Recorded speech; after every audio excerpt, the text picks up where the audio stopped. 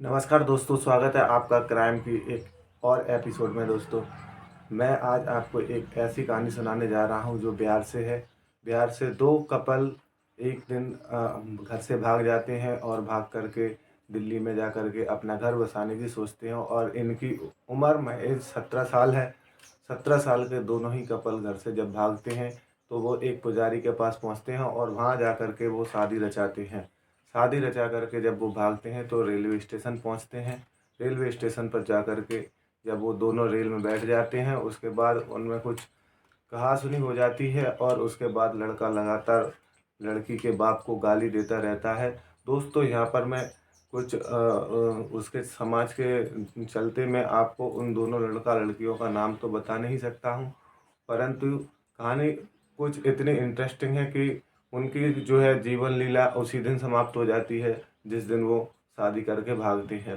शादी करके भागने के बाद जब वो रेल में बैठते हैं तो उनमें तू मैं चलती है। तू मैं के चलते हुए वो दोनों लड़की लड़की एक दूसरे से लड़ जाते हैं। उसके बाद लड़का इतना क्रोधित हो जाता है अंदर ही अंदर और उसको लगता है कि अब मर जाना ही अच्छा है।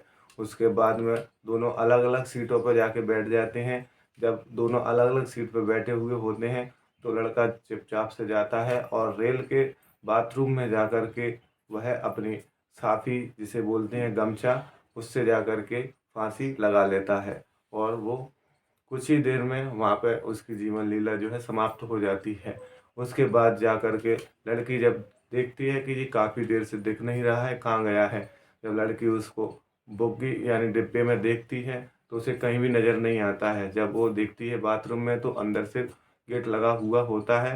वो चिल्ला करके लोगों को इकट्ठा करती है और गेट खुलवाती है। जब गेट खुलवाती है तो देखती है कि वो उसमें मरा हुआ पड़ा है। उसके बाद दूसरे स्टेशन पर जब पहुंचते हैं तो वहाँ की सीआरपीएफ जो पुलिस होती है वो आ जाती है और उसके बाद जो है उसको उसकी लाश को घर तक पहुंचाया जाता है। जब घर पर लाश पहुंचती है तो घर वाले जो है लड़की पर उसका इल्ज़ाम लगाते हैं और उसका सारा इल्ज़ाम लड़की पर लग जाता है। उसके बाद में उसकी पूछताछ चलती है।